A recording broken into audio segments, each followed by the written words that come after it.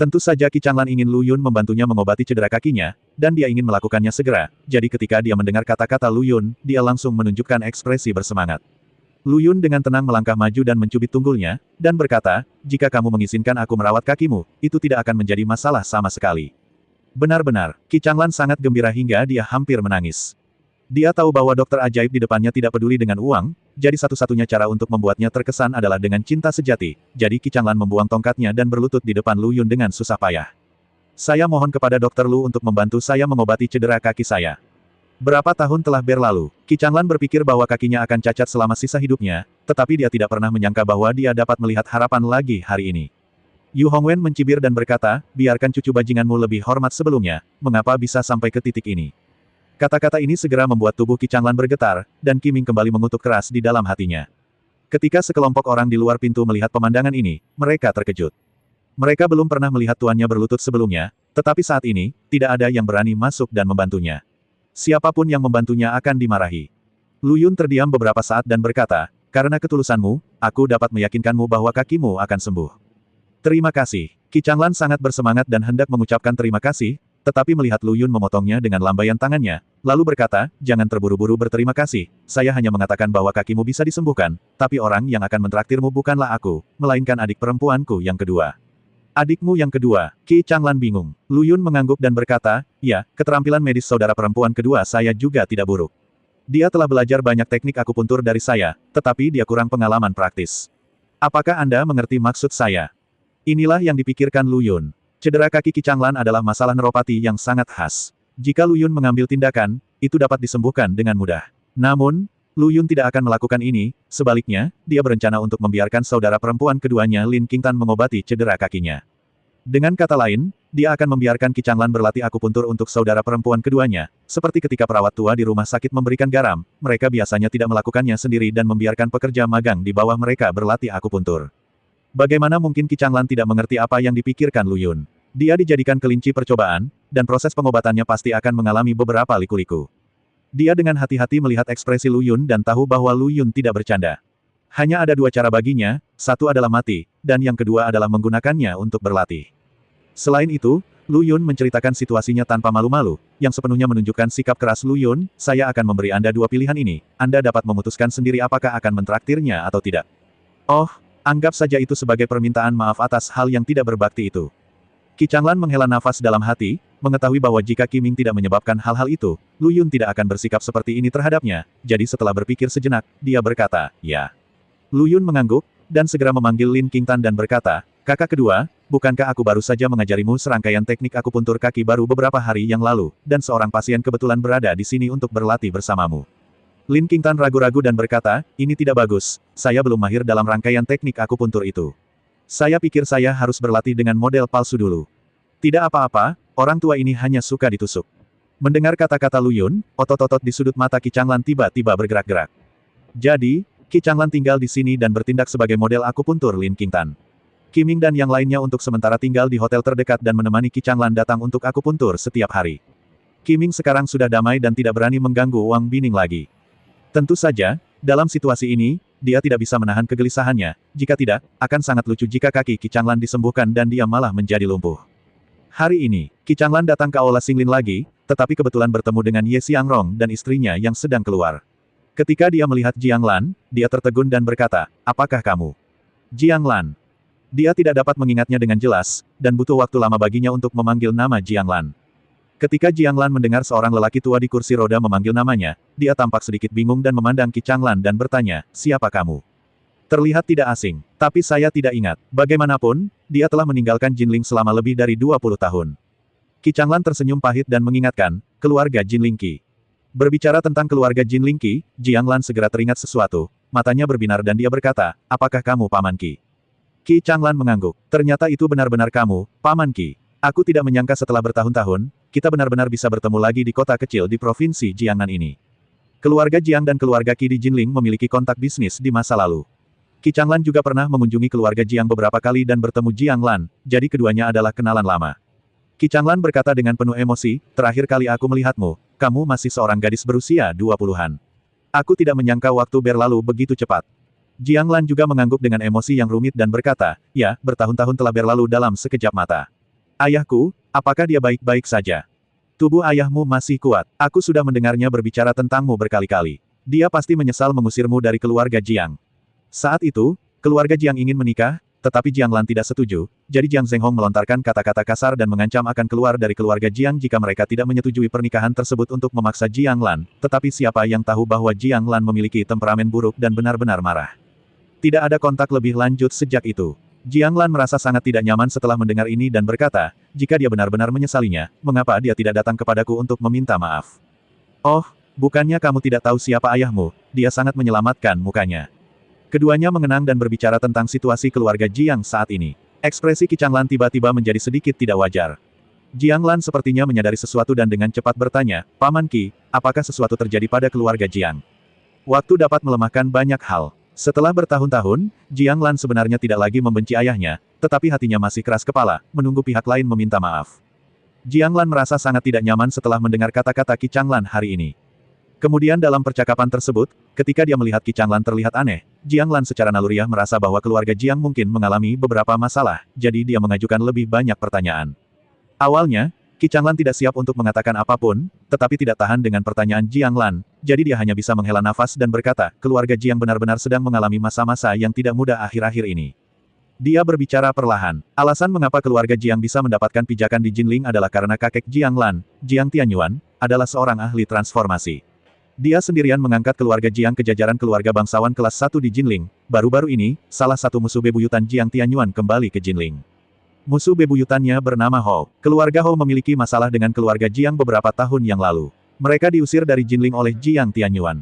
Kemudian, mereka tetap bersikap rendah hati dan benar-benar melatih seorang ahli transformasi yang berusia kurang dari 40 tahun.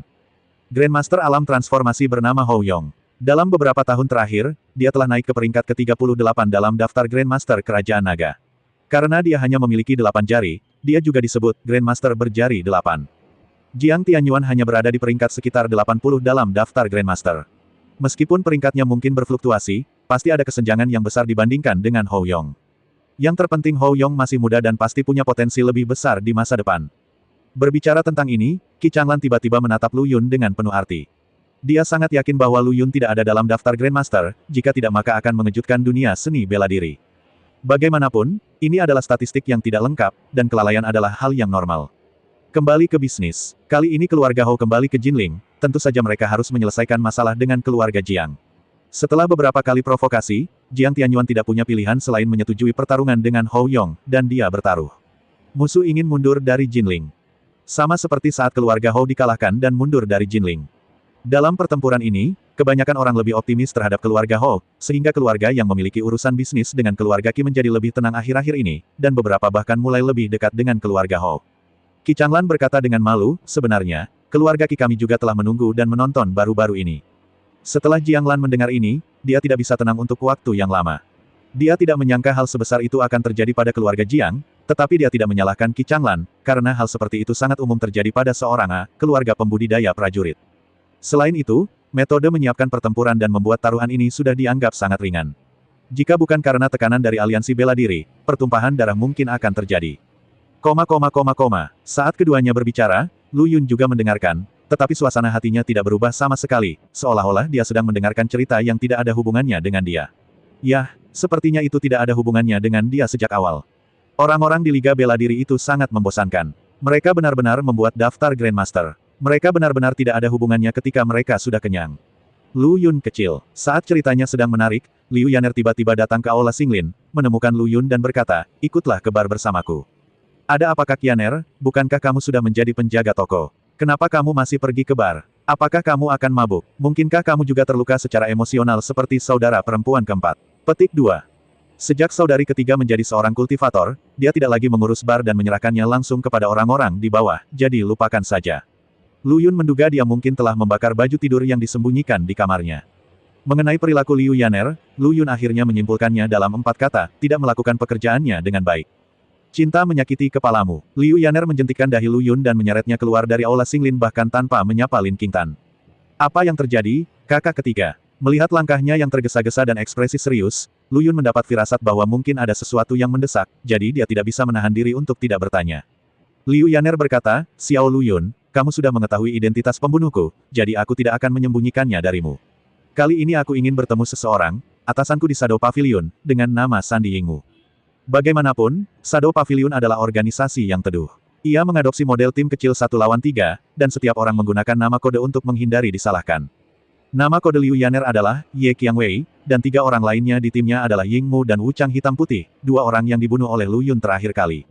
Yingmu dipertaruhkan dan merupakan satu-satunya orang yang mengetahui identitas sebenarnya dari ketiga orang tersebut. Menemukan Liu Yaner kali ini, jika tidak ada yang lain, itu pasti terkait dengan kematian Wu Chang hitam putih. Liu Yaner membawa Lu Yun bersamanya hanya untuk berjaga-jaga. Lu Yun berkata, "Saudari Yaner, jika kamu mengatakannya seperti ini, bukankah itu berarti selama kamu membunuh Yingmu itu, tidak ada yang akan mengetahui identitasmu sebagai seorang pembunuh?" Liu Yaner mengangguk, "Itu benar. Meskipun Yingmu juga online-nya mungkin tidak mengetahui identitas saya. Model manajemen tim kecil seperti ini tidak asal-asalan. Sekalipun garis di bawah terpotong, tidak akan mempengaruhi orang lain di atas atau di grup yang sama, kecuali jika dikupas lapis demi lapis dari atas. Tapi ini sudah pasti, sebuah proyek besar, cukup waktu bagi Shadow Pavilion untuk bereaksi dan menyesuaikan diri." Lu Yun menepuk keningnya dan berkata, "Aku baru menyadarinya sekarang. Kamu dan saudara perempuan ketujuh seharusnya berada di sisi yang berlawanan. Bagaimana kalian bisa hidup damai satu sama lain selama bertahun-tahun? Saya baru mengetahui fakta bahwa kakak ketujuh adalah pemimpin aliansi seni bela diri distrik Tiongkok Tengah beberapa waktu lalu, dan saya telah melakukan pekerjaan yang baik dalam menjaga kerahasiaan identitas saya." Liu Yaner berkata dan menatap Lu Yun dengan samar, "Ini bukan salahmu. Ketika kamu kembali, semuanya terganggu." "Hehe, aku merasa cukup berhasil setelah mengatakan itu. Ngomong-ngomong, Saudari Yaner, kenapa kamu bergabung dengan Shadow Pavilion, dan kenapa kamu ingin berhenti sekarang?" Dilihat dari postur kakak ketiga, yang pasti dia bukan ingin minum teh bersama Yingmu, tapi dia jelas ingin menidurinya, karena hanya dengan membunuh Yingmu dia bisa benar-benar melepaskan diri dari organisasi pembunuh ini. Liu Yaner berkata, "Kita akan membicarakannya nanti. Biarkan saya menyelesaikan hal yang penting terlebih dahulu." Hanya ada sedikit orang di bar pada siang hari. Liu Yaner meminta Lu Yun untuk menunggu di pintu ruang VIP, sementara dia membuka pintu dan memasuki kotak. Dia melihat sesosok tubuh sudah duduk di dalam, terbungkus rapat. Dia mendengar suara itu dan mengangkat kepalanya, juga memakai topeng khusus di wajahnya. Itu adalah pembunuh online Liu Yaner, Yingmu. "Ye Qiangwei, aku tidak perlu menjelaskan tujuanku datang kepadamu, kan?" Suara Yingmu telah diproses secara khusus, dan dia memasang pengubah suara di kerahnya. Ketika dia melihat Liu Yaner memasuki pintu, dia langsung ke pokok permasalahan, dengan sepasang mata tajam yang seolah menembus mata Liu Yaner, tubuh. Ekspresi Liu Yan tidak berubah sama sekali, dan dia berkata dengan dingin, "Saya tidak mengerti apa yang Anda bicarakan." "Hei Bai Wuchang, kamu membunuhnya," kata Yingmu dengan kepastian yang tidak biasa. Apa yang dia katakan tidak terdengar seperti sebuah pertanyaan, tetapi lebih seperti sebuah kesimpulan. Ini adalah hasil yang dia simpulkan berdasarkan petunjuk yang diketahui, dan itu juga merupakan hasil yang paling mungkin. Liu Yaner terdiam beberapa saat. Saat Hei Wuchang menyelinap ke Villa Hijau, Hei Wuchang menghilang tanpa bisa dijelaskan, dan Bai Wuchang terkena sambaran petir saat dia bertarung dengan Liu Yaner, dan tidak ada jejak di tubuhnya, menganggapnya aneh, sampai dia mengetahuinya kemudian. Setelah identitas Lu Yun sebagai seorang kultivator, dia bereaksi. Kedua orang itu pasti dibunuh oleh Xiao Lu Yun. Ini pada dasarnya tidak berbeda dengan apa yang dia bunuh, jadi Liu Yaner tidak menyangkalnya dan berkata, "Terkutuklah Bi Wuchang, mereka akan menyerang kerabatku." Mawar malam, mata tajam elang itu seperti lampu sorot, dan dia menusuk dengan keras, "Sejak kamu memutuskan untuk memasuki paviliun bayangan, kamu tidak lagi memiliki kerabat." Liu Yaner menggelengkan kepalanya dan tidak menjawab. Yingmu menambahkan, "Saya memahami kekuatan kalian bertiga. Kalian pasti bukan tandingan siapapun dalam hitam putih. Oleh karena itu, kalian harus memiliki pembantu. Benar kan?" Liu Yaner tetap diam. Yingmu mencibir, "Sepertinya Anda tidak berniat untuk terus bertahan di organisasi." Dia sekali lagi memahami pikiran Liu Yaner, dan niat membunuh yang dingin tiba-tiba muncul, bersiap untuk sepenuhnya melenyapkan pengkhianat organisasi ini. Liu Yaner mengertakkan gigi peraknya. Saat dia memutuskan untuk datang menemui Yingmu, dia tahu bahwa pertempuran sengit pasti akan terjadi antara kedua belah pihak, jadi dia hanya berhenti sejenak sebelum tiba-tiba mengeluarkan duri tajam dan mengenai jantung Yingmu. Dentang, api menyala. Yingmu jelas lebih berpengalaman daripada Liu Yaner, sebuah pedang dingin juga muncul di tangannya, dan dia dengan mudah menjentikkan paku-paku itu, lalu dia melompat seperti seekor citah yang sedang berburu mangsa, meledak dengan kecepatan yang mencengangkan. "Ye Qiangwei, kamu sangat bodoh. Mengkhianati organisasi saat ini bukanlah tindakan yang bijaksana." Mata elang tiba di depan Liu Yaner dalam sekejap, dengan cibiran di bibirnya, dan cahaya dingin di tangannya telah menembus lehernya yang seputih salju seperti embusan angin. Perang akan segera pecah. Liu Yaner tidak berani mengabaikannya. Orang di depannya adalah atasannya. Dia jauh lebih kuat dari Wuchang hitam putih, jadi dia segera melakukan serangan balik dengan seluruh kekuatannya. Seketika, Energinya melonjak. Bang bang bang. Liu Yaner baru saja menjadi seorang kultivator dan baru berada pada pemurnian Qi tingkat pertama, jadi dia hampir tidak bisa menahan tangan Yingmu. Setelah konfrontasi sederhana, Yingmu juga menyadari kelainan Liu Yaner. Kekuatan ini telah tumbuh terlalu cepat. Di masa lalu, dia mengira Liu Yaner tidak bisa menjadi lawan hitam dan putih, tetapi konfrontasi hari ini benar-benar mengubah hal ini baginya ide. Kekuatan Liu Yaner jelas lebih tinggi dari Wuchang hitam putih. Apa masalahnya? Yingmu dengan cepat menyadari telapak tangan Liu Yan, yang memiliki lapisan aliran udara cian muda yang mengambang di atasnya. Baru saja, Liu Yaner mengandalkan aliran udara ini untuk menangkap serangannya dengan tangan kosong, dan terkejut kembali dengan perasaan yang tidak menyenangkan, gelombang. Kekuatan vulgar membuat mulutnya mati rasa. Kapan kamu menjadi seorang praktisi? Murid Yingmu sedikit menyusut, dan dia sudah dapat melihat bahwa Liu Yaner adalah seorang kultivator, dan kemudian dia mencibir, ini membuat semakin mustahil untuk mempertahankanmu. Kamu harus disingkirkan sebagai pengkhianat organisasi ini hari ini. Begitu seorang kultivator tumbuh dewasa, itu sangat menakutkan. Oleh karena itu, Yingmu harus memanfaatkan level rendah Liu Yan untuk menghadapinya. Ini juga berkat penemuan awal, jika terjadi nanti, saya khawatir tidak ada yang bisa dilakukan padanya. Dalam sekejap, daya tembak Haokeye diaktifkan sepenuhnya, dan niat membunuh yang dingin sepertinya membekukan udara di seluruh ruangan menjadi es. Wajah Liu Yan menjadi sedikit pucat, dan dia mengalihkan pandangannya, dia tiba-tiba mengambil cangkir teh di atas meja dan melemparkannya ke arah Yingmu. Yingmu dengan mudah menghindarinya, menyebabkan cangkir teh itu mengenai panel pintu kotak, tetapi dia tidak melakukannya. Saya tidak tahu bahwa ini sedang terjadi. Hal ini terjadi di tangan Liu Yaner. Klik, ketika Liu Yaner masuk, dia tidak mengunci pintu sama sekali, jadi setelah cangkir itu mengenai panel pintu, detik berikutnya dia melihat seorang pria muda mendorong pintu hingga terbuka dan masuk. Masuk, tutup pintu. Lu Yun tidak berkata apa-apa, langsung menuju sofa dan duduk, seolah dia tidak melihat mereka berdua.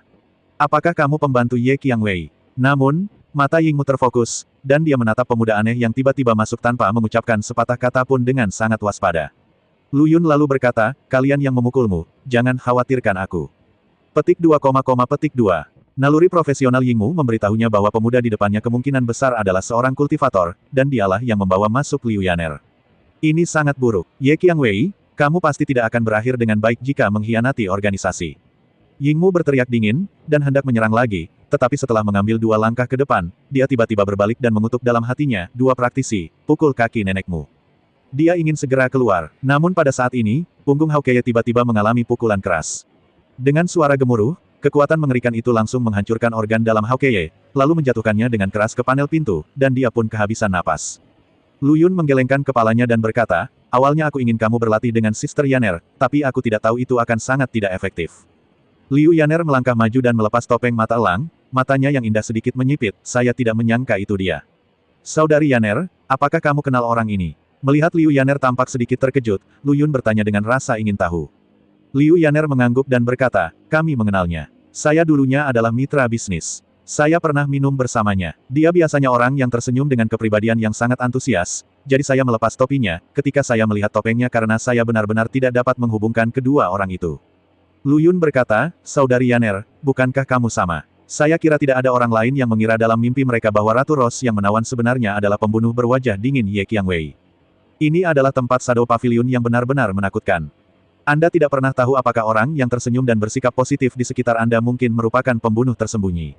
Sama seperti setiap orang yang memiliki sisi gelap, terkadang semakin terang orang tersebut di luar, sisi gelapnya mungkin semakin besar. Keberadaan pavilion bayangan adalah untuk memperluas sisi gelap orang-orang ini secara maksimal, berpikir bahwa dengan memakai topeng, mereka bisa menjadi tidak bermoral. Ini adalah hal yang buruk. Liu Yaner menyibakkan rambut yang menggantung di pelipisnya dan berkata sambil tersenyum, tidak lagi, Liu Yaner adalah Liu Yaner, bukan lagi mawar malam.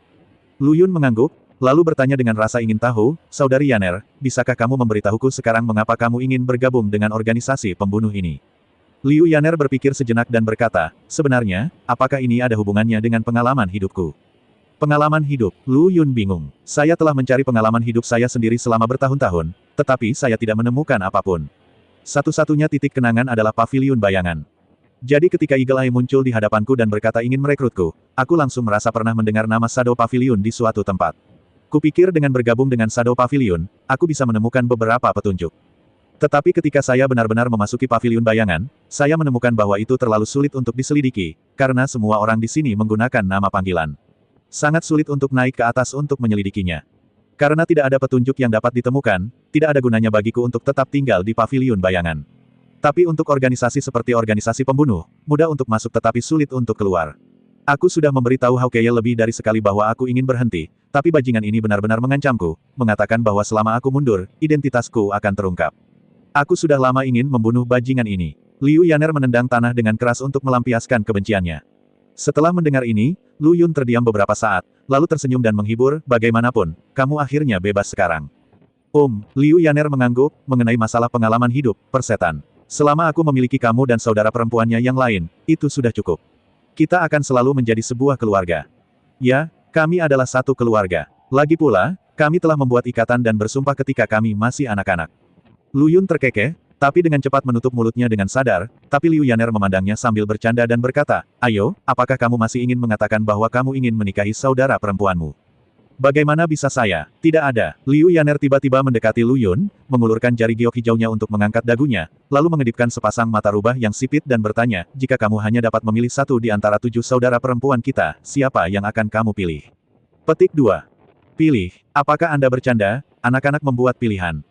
Lu Yun berkata dengan hati nurani yang bersalah, tentu saja itu kamu.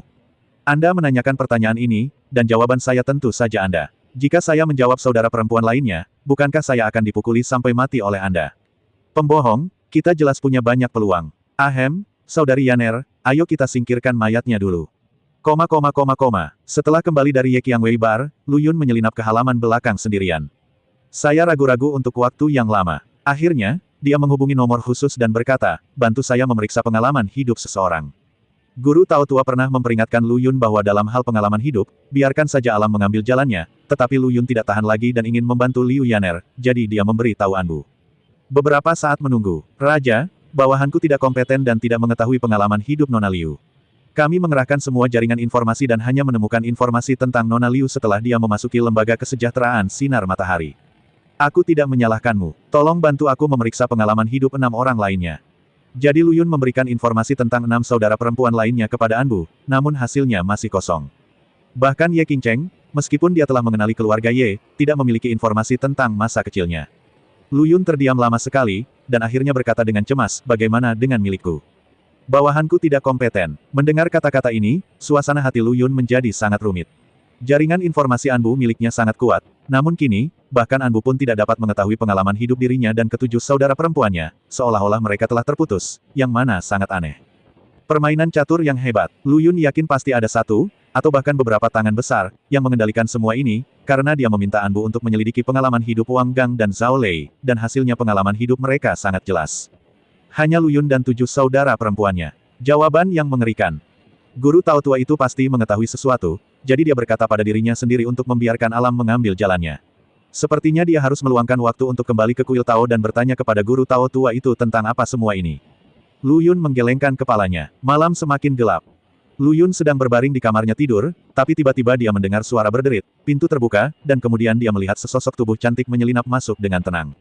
Lu Yun kecil. Melalui sinar bulan yang masuk dari jendela, Lu Yun sekilas tahu bahwa itu adalah saudara perempuan keempat Wang Bining. Wang Bining tidak menyalakan lampu di kamar, tetapi mengulurkan tangannya untuk menyentuh, lalu menyentuh bagian dalam tempat tidur Lu Yun. Wang Bining mengenakan gaun tidur tipis dan langsung naik ke tempat tidur Lu Yun. Hal ini mengejutkan Lu Yun dan bertanya dengan suara rendah, kakak keempat, ada apa denganmu? Wang Bining terengah-engah, matanya tertutup rapat, dan dia sepertinya tidak bangun sama sekali. Orang baik, berjalan dalam tidur. Ini dia, Lu Yun kecil. Wang Bining berbicara lagi dalam tidurnya dan memanggil nama Lu Yun lagi. Hal ini membuat Lu Yun semakin penasaran. Apa yang diimpikan oleh saudari keempat? Lu Yun menunggu dengan rasa ingin tahu beberapa saat, ingin mendengar apa yang dikatakan Wang Bining dalam tidurnya, tetapi bukannya menunggu, dia melihat Wang Bining bergerak lebih jauh ke dalam, dan melingkarkan tangan dan kakinya tepat di sekelilingnya. Petik 2, petik 2. Aromanya harum. Dan karena Wang Bining hanya mengenakan baju tidur tipis, Lu Yun dapat dengan jelas merasakan skala dan bentuknya, dan bahkan. Mengapa kamu tidak memakainya di bawah? Lu Yun hampir menangis. Dia melihat saudara perempuan keempat sedang tidur nyenyak, tetapi dia menjadi semakin tidak nyaman, dan tubuhnya kaku dan dia tidak berani bergerak. Dewa Tuan Yuntian. Kali ini, Wang Bining bergumam lagi. Tuan Yuntian. Lu Yun tampak terkejut. Mungkinkah saudari keempat telah menemukan identitas Tuanku Yuntian dalam mimpinya? Faktanya seperti dugaan Lu Yun. Pada saat ini, dalam mimpi Wang Bining, dia mendaki puncak gunung. Saat matahari terbit, sesosok tubuh ramping membelakangi dia. Temperamennya menyendiri, dan dia memiliki tampilan mendominasi seperti raja yang tak tertandingi di tubuhnya kemeja hijau tertiup angin. Itu adalah Tuan Yuntian, penguasa Yuntian dalam fantasi Wang Bining. Dia berlari dengan penuh semangat, ingin mengatakan sepatah kata pun kepada Tuan Yuntian, tetapi Tuan Yuntian tidak pernah menoleh ke belakang, jadi dia terus mengejarnya, tetapi jarak antara dia dan Tuan Yuntian tidak memendek sama sekali. Ponsel secara umum. Wang Bining berangsur-angsur menjadi lelah dan tidak bisa lagi mengejarnya. Tepat ketika dia sangat frustrasi, Tuan Yuntian akhirnya berbalik, memperlihatkan wajah tersenyum yang familiar.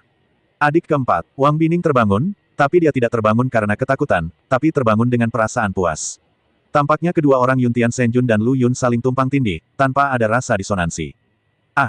Wang Bining membuka matanya dan melihat Lu Yun dari dekat. Dia hampir berteriak, tapi untungnya dia menutup mulutnya tepat waktu. Dia menyadari ada sesuatu yang salah. Ini bukan kamarmu. Mungkinkah dia sedang tidur sambil berjalan? Sungguh aneh, saya tidak pernah memiliki kebiasaan tidur sambil berjalan, tapi kalau bukan tidur sambil berjalan, bagaimana saya bisa menjelaskan semua itu?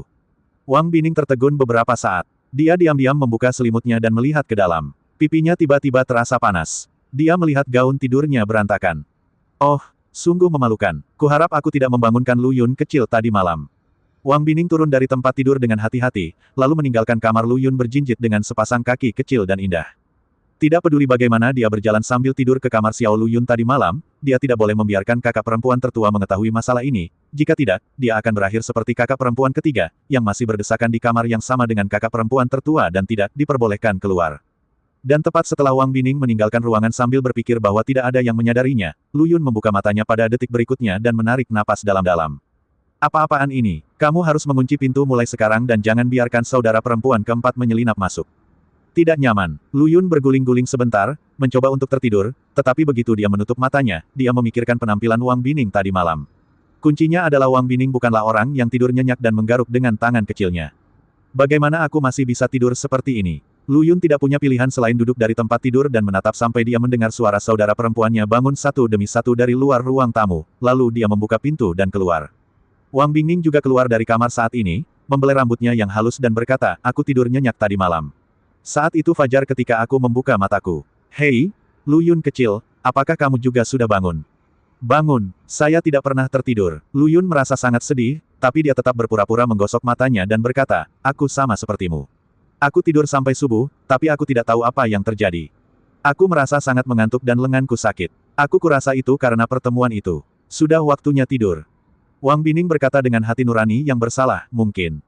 Setelah mengatakan itu, dia segera berlari ke kamar mandi untuk mandi.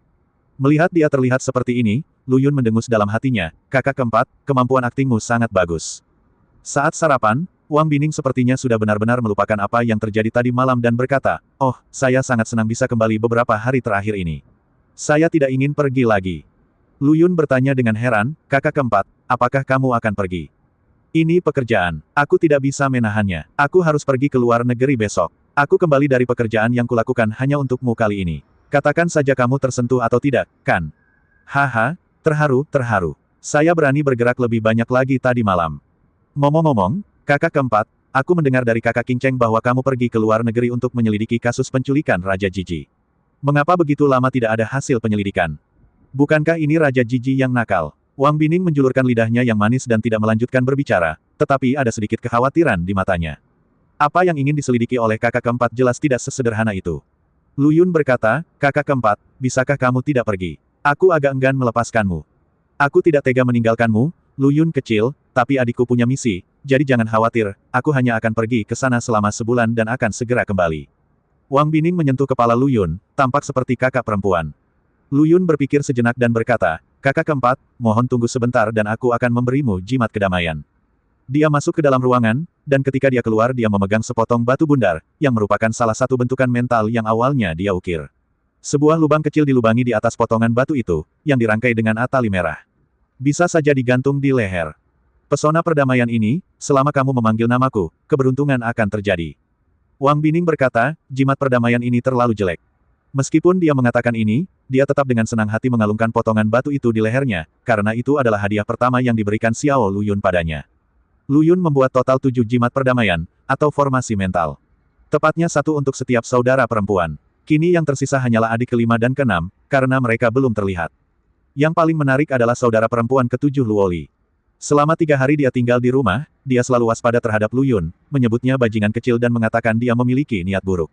Ungkapan, bajingan kecil, menjauhlah dari gadis ini, sepertinya menjadi mantranya. Tampaknya melemparkannya ke danau hari itu menyebabkan dia memiliki kebencian yang mendalam terhadap Lu Yun. Jadi ketika Lu Yun memberi Luo Li jimat perdamaian, dia sangat waspada dan bersumpah bahwa dia tidak akan pernah memakai apa yang diberikan Luo Li padanya. Namun pada hari dia kembali ke aliansi bela diri, dia diam-diam mengambil jimat perdamaian itu.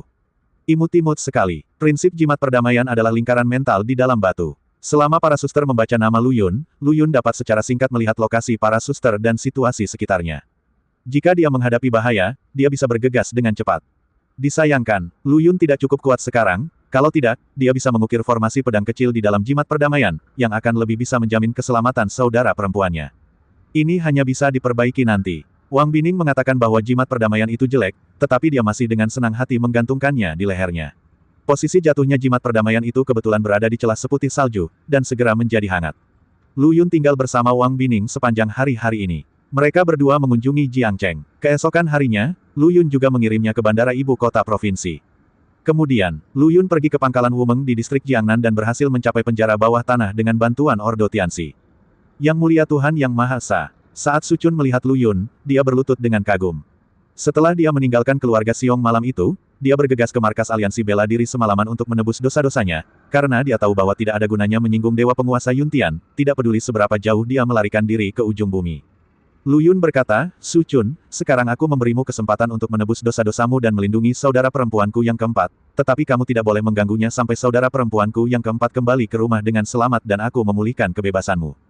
Meskipun Lu Yun bukan anggota sistem Liga Wu, dia memiliki kekuatan untuk memaafkan Su Chun. Setelah mendengar ini, Su Chun menitikkan air mata rasa terima kasih dan berkata, saya bersedia mengabdikan diri saya kepada Yang Mulia Tuhan Ilahi sampai kematian saya. Setelah Lu Yun menyelesaikan instruksinya, dia meninggalkan Wu Meng dengan sikap rendah hati. Datanglah ke rumah Sen. Sen Jingyi kebetulan ada di rumah. Ketika dia melihat Lu Yun, dia sangat senang dan berkata, Tuan Lu, kepala sekolah kami telah setuju untuk mengizinkan Anda mengajar, tetapi dia berkata dia ingin bertemu dengan Anda terlebih dahulu. Lu Yun mengangguk, oke, kebetulan saya ada waktu luang sekarang. Jadi keduanya datang ke Universitas Jiangnan. Ini adalah pertama kalinya Lu Yun masuk sekolah. Siswa di sekitarnya sepertinya seumuran dengannya, paling lama tidak lebih dari 2 atau 3 tahun. Jika tidak ada kebakaran itu, Lu Yun pasti sudah memasuki usia kuliah sekarang. Saat mengirim Wang Bining ke bandara pagi ini, Lu Yun mengatakan kepadanya bahwa dia akan mengajarkan beberapa pengetahuan tentang pengobatan tradisional Tiongkok di Universitas Jiangnan. Wang Bining berkata dengan cara yang eksentrik, kehidupan kampus itu menyenangkan, Lu Yun kecil, kamu harus pergi dan mengalaminya. Hidup. Lu Yun ingin melihat apakah kehidupan kampus ini benar-benar menyenangkan. Ruang kepala sekolah. Rektor Universitas Jiangnan bernama Li Weiping.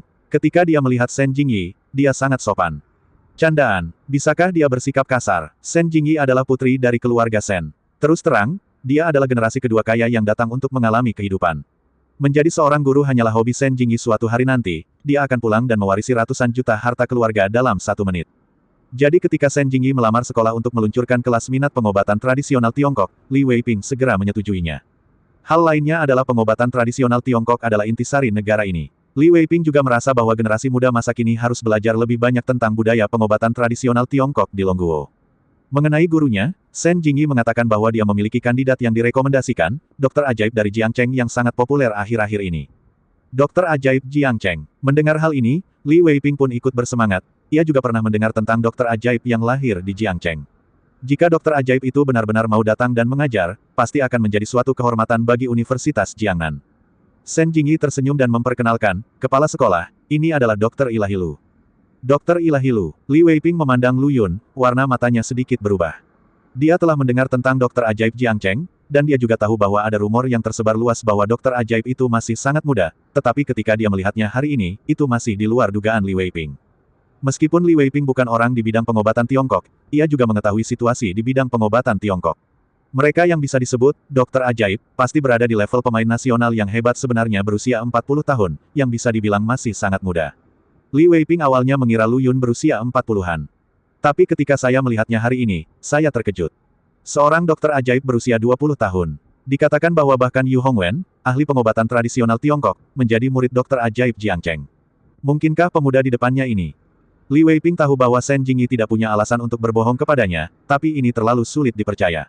Dia kebetulan merasa tidak enak badan akhir-akhir ini, jadi sebaiknya dia menggunakan kesempatan ini untuk menguji dokter ajaib Jiangcheng ini untuk melihat apakah dia benar-benar mampu membelinya. Nama seorang dokter ajaib.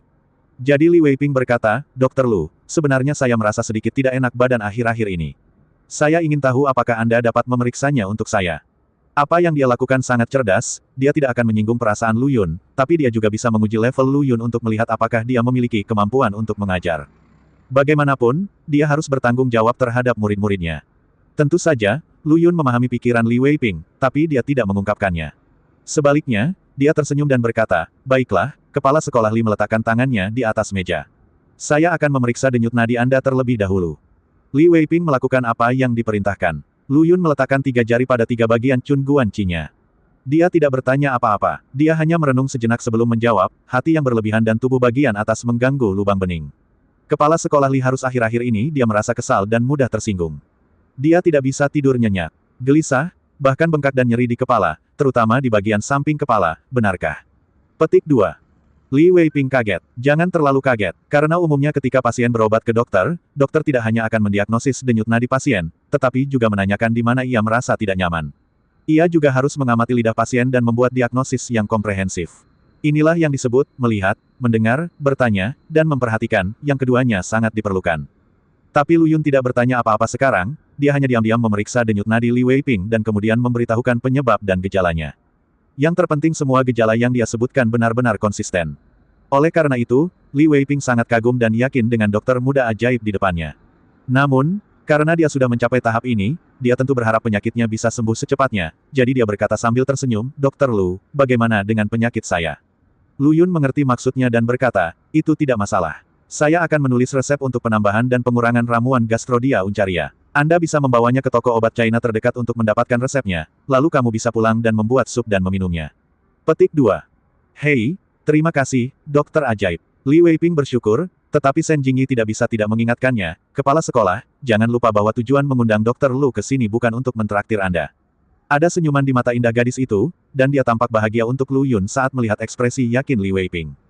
Ya, Anda tidak boleh melupakan bisnis. Dokter Lu, saya telah secara khusus menyetujui sertifikat untuk Anda. Mulai sekarang, dengan sertifikat ini, Anda dapat dengan bebas masuk dan keluar dari gerbang Universitas Jiangnan kami, dan Anda juga dapat mengajar siswa dengan sertifikat ini. Li Weiping menjelaskan semua tindakan pencegahan kepada Lu Yun. Lu Yun menjawab satu persatu, dan ketika dia akhirnya pergi, Li Weiping teringat dan berkata, Dokter Lu, lihat ingatanku. Aku begitu bersemangat untuk beberapa saat hingga aku melupakan hal yang paling penting. Ada apa? Lu Yun tampak bingung. Tentu saja ini soal gaji. Li Weiping pun merasakan perasaan aneh di hatinya, setelah berbincang sekian lama, kedua belah pihak justru melupakan masalah gaji. Lu Yun melambaikan tangannya dan berkata, lupakan saja, aku tidak tertarik pada uang. Petik 2, petik 2. Setelah Li Weiping tertegun sejenak, dia tidak bisa menahan diri untuk tidak memberi hormat kepada Lu Yun dan berkata, Dokter ajaib Lu adalah orang yang mulia dan jujur, dan dia hanyalah panutan bagi generasi kita. Namun, Lu Yun dan Shen Jingyi telah meninggalkan kantor dan tidak mendengar apa yang dia katakan sama sekali. Dalam perjalanan, Shen Jingyi tidak bisa menyembunyikan senyuman di bibirnya. Lu Yun bertanya dengan rasa ingin tahu, Nona Shen, apa yang kamu nikmati? Bukan apa-apa, ini hanya menyenangkan. Ngomong-ngomong, Tabib Suci Lu, jangan panggil aku Nona Shen mulai sekarang. Kelihatannya sangat asing. Panggil saja aku Jingyi, kata Shen Jingyi. Lu Yun berpikir sejenak dan berkata, tidak masalah. Meskipun aku hanya ada 2 kelas dalam seminggu, kita tetaplah rekan kerja. Kita tidak bisa begitu saja. Kamu bisa memanggilku dengan namaku mulai sekarang. Shen Jingyi mengangguk dengan berat, lalu berbisik pelan, Lu Yun. Aku sungguh tidak terbiasa dipanggil seperti itu. Namun, ini adalah lompatan besar dalam kemajuan hubungan kami. Saya yakin selama saya diberi waktu yang cukup, kami akan bisa saling menelepon dengan lebih mesra. Shen Jingyi merasa senang. Guru Shen. Saat keduanya sedang mengobrol, seorang pria kuat berseragam basket muncul di depan mereka dan menyapa Shen Jingyi dengan hangat. Nama pria ini adalah Yang Jun, dan dia mengajar pendidikan jasmani. Dia dulunya adalah pengejar Shen Jingyi. Kenapa kamu bilang sebelumnya? Itu karena Ma Ze muncul kemudian dan dengan berani mengklaim bahwa Shen Jingyi adalah wanitanya. Pria manapun yang berani mendekati Shen Jingyi di masa depan akan menentangnya, Ma Ze. Ma Ze adalah putra Tuan Ma Sanyai, Raja Naga Bawah Tanah, yang juga merupakan tuan muda dari masyarakat Naga Hitam. Beraninya Yang Jun menyinggung perasaannya. Tidak hanya Yang Jun, tetapi banyak guru pria dari Universitas Jiangnan juga mengungkapkan kecintaan mereka pada Shen Jingyi. Bagaimanapun, dia tenang dan menyenangkan, memiliki kaki yang indah, adalah putri dari keluarga Shen, dan merupakan tipikal gadis berkulit putih dan kaya. Jika dia tidak datang ke Universitas Jiangnan untuk mengajar, bagaimana jadinya mereka guru laki-laki, mempunyai kesempatan untuk berhubungan dengan orang seperti itu? Ini hanyalah angsa putih. Jika ada yang bisa menangkap angsa putih ini, mereka akan bisa terbang ke angkasa. Bahkan jika mereka diminta menjadi menantu keluarga Sen, mereka hanya akan bersedia melakukannya. Disayangkan, Sen Jingyi sombong dan tentu saja meremehkan guru seperti mereka. Ditambah dengan kemunculan Ma Ze nanti, mereka semakin takut memikirkan Sen Jingyi. Hal yang sama berlaku untuk Yang Jun. Jadi kali ini dia kebetulan bertemu Sen Jingyi dan menyapa. Sen Jingyi menjawab Yang Jun karena kesopanan. Kedua belah pihak baru saja berpapasan, tetapi Yang Jun tiba-tiba bertanya lebih lanjut, Guru Sen, apakah ini muridmu? Melihat Lu Yun masih muda, dia mengira dia adalah murid di kelas Sen Jingyi. Sen Jingyi awalnya tidak ingin menjawab, tapi dia takut Lu Yun akan keberatan, jadi dia berkata, Lu Yun bukan muridku, dia akan menjadi rekan kita mulai sekarang. Kolega, mata Yang Jun tiba-tiba memadat. Jawabannya mungkin saja Lu Yun adalah murid Sen Jingyi. Jika mereka hanya berada dalam hubungan guru-murid, dapat dipahami bahwa Sen Jingyi sedang menginstruksikan Lu Yun ketika mereka berdua bersama, tetapi jika mereka adalah rekan kerja, itu akan menjadi masalah besar. Yang Jun ingin bertanya lagi mata pelajaran apa yang diajarkan Lu Yun, tapi mereka berdua sudah berjalan berdampingan. Apa yang dilihatnya selanjutnya membuat wajah Yang Jun menjadi gelap. Saya melihat mereka berdua semakin dekat, bahkan lengan mereka saling bersentuhan. Yang terpenting adalah Sen Jingyi yang berinisiatif untuk mendekat, dan dari waktu ke waktu dia mencubit lengan baju Lu Yun dengan jari dan jarinya mengguncangnya. Setelah beberapa saat, dia tampak seperti gadis kecil yang bertingkah genit. Astaga, bocah sialan ini, kami tidak berani mendekati wanita Tuan Ma, tapi kau, Nak, manfaatkan kami untuk memberi jalan dan langsung menemui pencuri kristal. Yang Jun menjadi cemburu dan segera meninggalkan Universitas Jiangnan. Masyarakat Naga Hitam, didirikan oleh masanya, bisa dikatakan sebagai kekuatan bawah tanah terbesar di Provinsi Jiangnan. Ia memiliki banyak geng, jadi saya tidak akan menjelaskannya secara detail di sini. Setelah Yang Jun meninggalkan Universitas Jiangnan, dia bergegas ke klub Naga Hitam hanya untuk memberi tahu Ma Ze. Sialan, kamu berani mencuri rumahmu, mari kita lihat bagaimana Tuan Ma membunuhmu kali ini. Yang Jun mencibir dalam hatinya. Ketika Ma Ze mendengar berita itu, dia terdiam beberapa saat dan berkata kepada Yang Jun, kamu telah melakukannya dengan baik. Jika kamu menemui masalah di masa depan, klub Naga Hitam kami pasti akan menjagamu. Terima kasih, Tuan Ma. Yang Jun mengatakan ini, tapi dia bergumam di dalam hatinya. Reaksi Tuan Ma salah. Yang Jun telah memberitahu berita itu sekali sebelumnya, tetapi pria yang mendekati Sen Jingyi sangat menderita. Kedua kakinya patah, dan patah pada hari yang sama. Menurut ekspektasi Yang Jun, ketika Ma Ze mendengar berita tersebut, dia akan langsung mengamuk, dan kemudian memimpin sekelompok anggota masyarakat Naga Hitam untuk bergegas ke gerbang Universitas Jiangnan untuk memblokir Lu Yun. Tapi Ma Ze tidak melakukannya, bahkan ada sedikit keraguan. Hal ini membuat Yang Jun sangat bingung. Tentu saja Yang Jun tidak tahu bahwa Ma Ze telah lama menyerah pada Sen Jingyi, karena Sen Jingyi dia memprovokasi keberadaan yang sangat menakutkan dan menyebabkan ayahnya kehilangan lengan. Beraninya dia memprovokasi Sen Jingyi lagi. Alasan mengapa Ma Ze berkata kepada Yang Jun bahwa dia baik-baik saja sebenarnya karena dia punya ide lain. Meskipun dia tidak lagi berani memikirkan Sen Jingyi, ayahnya masanya mengatakan kepadanya bahwa jika dia bertemu dengan kultivator itu lagi di masa depan, dia harus menghormati, bahkan jika dia digunakan sebagai anjing bagi orang lain, itu akan terjadi masalah kehormatan bagi leluhurnya. Dan Sen Jingyi menjadi sangat dekat dengan praktisi itu. Hari ini, orang lain yang tidak takut mati berani mendekati Sen Jingyi. Ini sama dengan memburu seorang kultivator. Jika dia memberitahu kultivator berita ini, dia akan melakukan pelayanan yang luar biasa. Praktisi itu tentu saja adalah Lu Yun. Maka Ma Ze segera kembali menemui ayahnya, masanya, untuk membicarakan masalah tersebut. Ketika Tuan Ma mendengar ini, dia mengira itu adalah sebuah kesempatan. Dia sudah lama ingin menjadi anjing Lu Yun. Jadi dia bekerja keras untuk mendapatkan informasi kontak Lu Yun dan menelepon, Senior, ini aku, Xiao Ma. Dia tidak berani menyebut dirinya Tuan Ma di depan Lu Yun, dia hanya berani menyebut dirinya Poni. Tuan Bu, Lu Yun tertegun sejenak, lalu berkata dengan nada aneh, kenapa kamu punya nomor teleponku? Saya bertanya kepada Zhao Lei. Tiba-tiba saya menelepon senior dan memintanya untuk tidak tersinggung. Masanya berkata dengan hormat. Jika kamu kentut dengan cepat, lepaskan. Senior, begini, saya tidak sengaja menemukan situasi hari ini, yaitu ada pria buta yang berani mendekati wanita Anda. Perempuanku, Lu Yun bingung, mungkinkah ada lalat yang muncul di sekitar saudara perempuannya? Seharusnya tidak begitu, bukankah semua lalat itu bisa diusir sendiri? Melihat kebingungannya, Tuan Ma mengira itu karena Lu Yun memiliki terlalu banyak wanita dan tidak tahu yang mana, jadi dia segera berkata, itu adalah putri tertua kaya dari keluarga Sen, Sen Jingyi. Sen Jingyi, Lu Yun menatap gadis di sebelahnya dengan ekspresi aneh, dan langsung mengerti apa yang sedang terjadi. Dia tiba-tiba berpura-pura marah dan berkata, siapa? Orang buta macam apa yang berani memanfaatkan wanitaku? Dikatakan bahwa dia adalah guru baru dari Universitas Jiangnan. Sayang sekali saya tidak berada di ibu kota provinsi. Cepat pukul anak itu agar dia tahu betapa kuatnya saya. Oke, jangan khawatir senior, saya pasti akan melakukan ini untuk kepuasan Anda. Tuan Ma menutup telepon dengan senyuman di wajahnya. Haha, ini kesempatan bagus untuk menunjukkan ketulusanku kepada senior Lu. Aku harus pergi ke sana secara langsung dan menghajar makhluk buta itu dan pamer. Tuan Ma sangat bersemangat sehingga dia sendiri siap mengambil tindakan. Orang yang bertanggung jawab untuk memimpin tentu saja adalah Yang Jun. Pada awalnya, Yang Jun memberitahu Ma Ze berita tersebut. Melihat bahwa Ma Ze tidak mengalami banyak gejolak emosi, dia berpikir dia tidak bisa memberi pelajaran pada Lu Yun. Dia tidak tahu bahwa bahkan Tuan Ma sendiri yang mengambil tindakan. Siapa Tuan Ma? Raja Naga Bawah Tanah Provinsi Jiangnan adalah seniman bela diri yang hebat.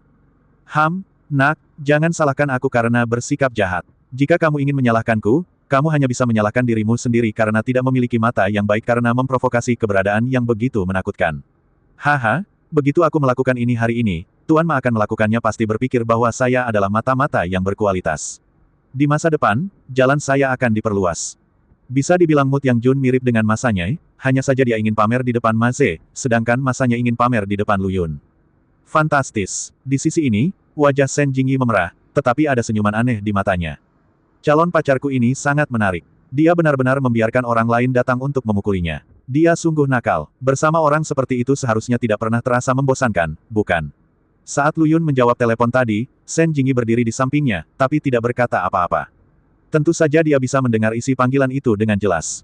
Terutama kata-kata Lu Yun, bagaimana mungkin orang picik seperti itu berani memanfaatkan wanita saya. Semakin saya memikirkannya, semakin bahagia saya, semakin saya memikirkannya, saya menjadi semakin tersipu, dan kaki panjang saya menjadi lemah.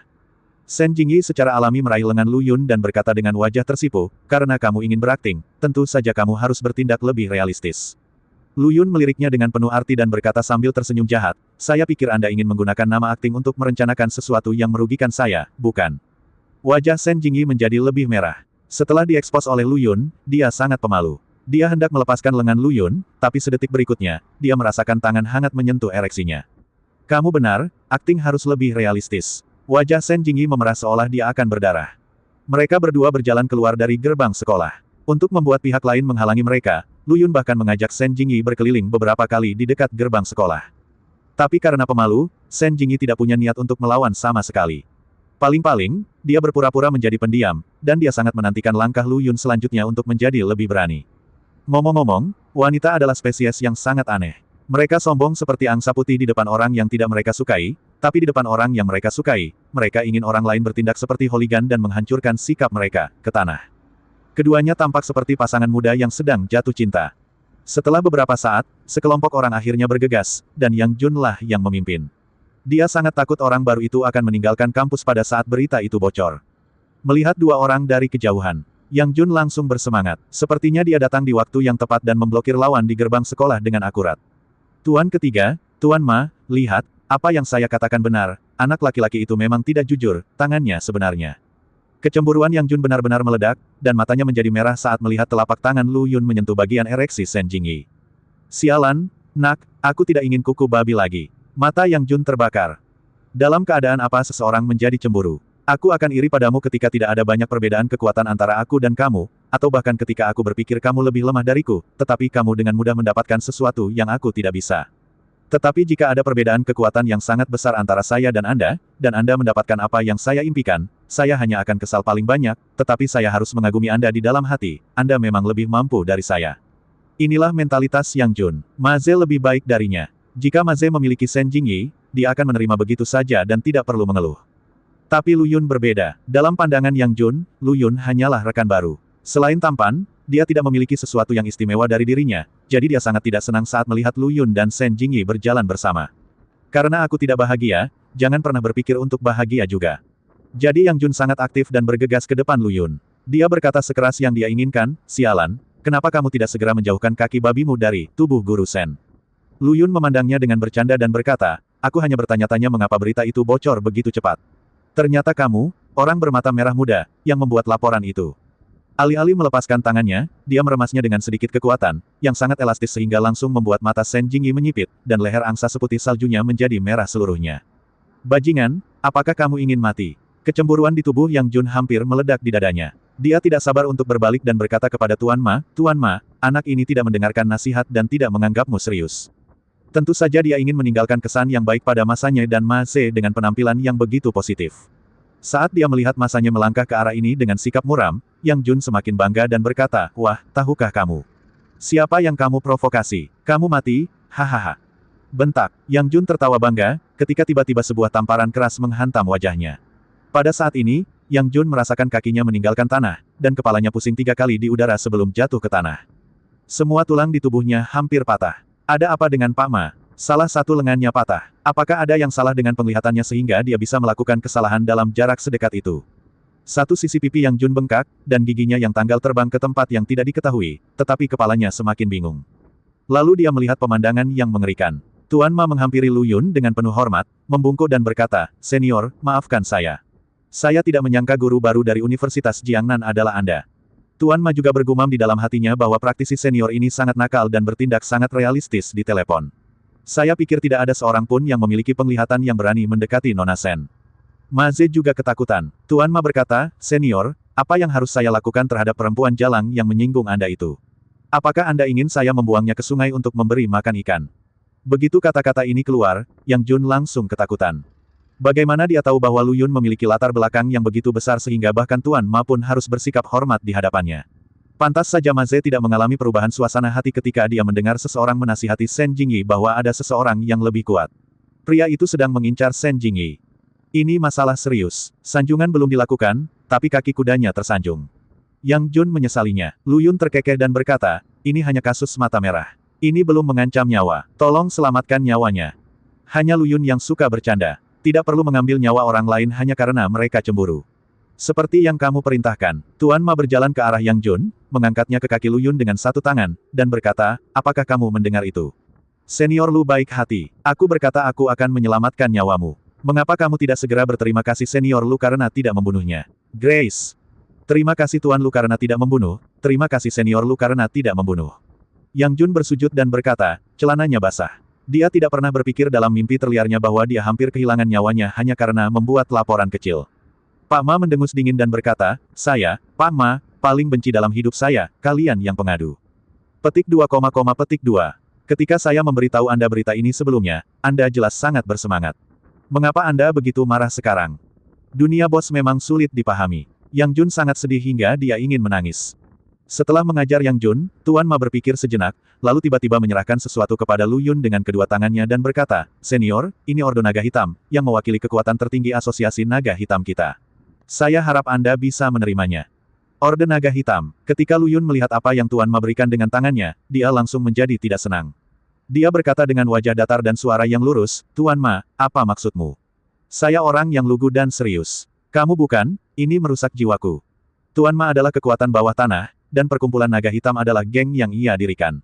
Sekarang dia telah memberikan Ordo Naga Hitam, yang mewakili kekuatan tertinggi geng tersebut, kepada Lu Yun, bukankah dia hanya menyeret Lu Yun ke dalam masalah? Jika seseorang melihatnya di masa depan, mereka akan mengira Lu Yun juga anggota pasukan bawah tanah. Ketika Tuan Ma melihat bahwa Lu Yun tidak bahagia, dia hampir kencing ketakutan, dan buru-buru menjelaskan, "Senior, Anda telah salah paham. Saya memberi Anda Ordo Naga Hitam hanya untuk membantu Anda menghindari konflik yang tidak perlu. Itu saja.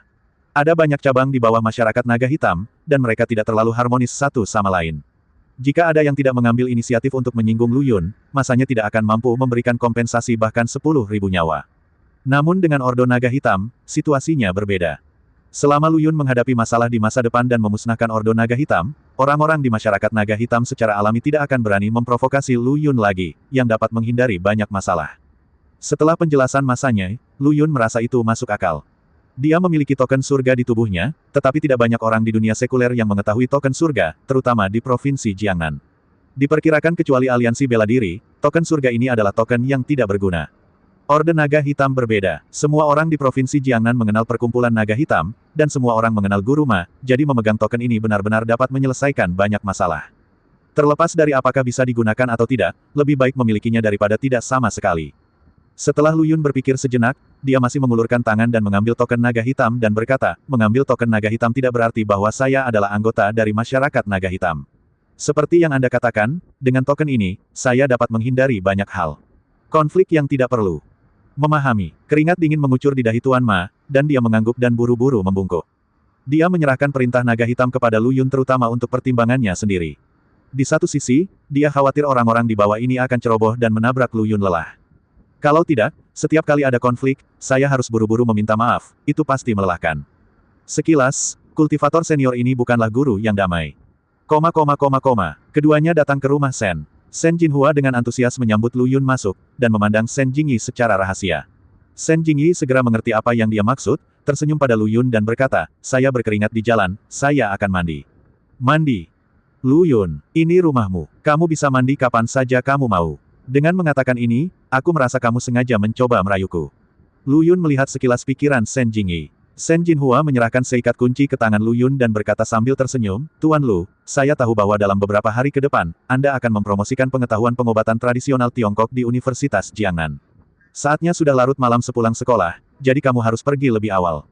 Aku akan membantumu menyewa apartemen di apartemen Liu Jiang, dan aku akan menyiapkan semua kebutuhan sehari-hari untukmu. Rumah yang dia sewa untuk Lu Yun berada di 502, Gedung 3, apartemen Liu Jiang, dan 501 adalah kamar Sen Jingyi. Sen Jingyi sering pulang ke rumah untuk tinggal, tetapi terkadang dia bekerja sampai larut malam dan tinggal di apartemen Liu Jiang dekat sekolah. Niat Sen Jinhua sangat jelas.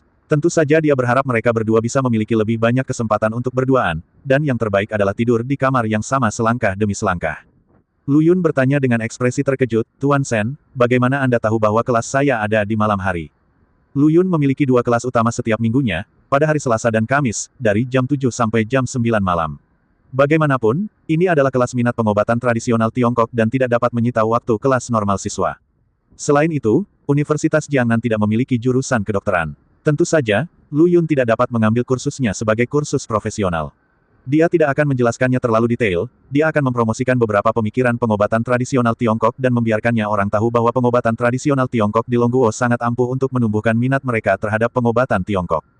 Ahem, Jingyi memberitahuku hal ini. Sen Jinhua terbatuk dengan canggung dan berkata, tentu saja, dia tidak bisa memberitahu Lu Yun bahwa dialah yang memberi saran kepada Li Weiping untuk mengatur kelas di malam hari. Bagaimana mungkin Lu Yun tidak mengerti apa yang dia pikirkan, dan dia tidak mau repot-repot mengungkapkannya.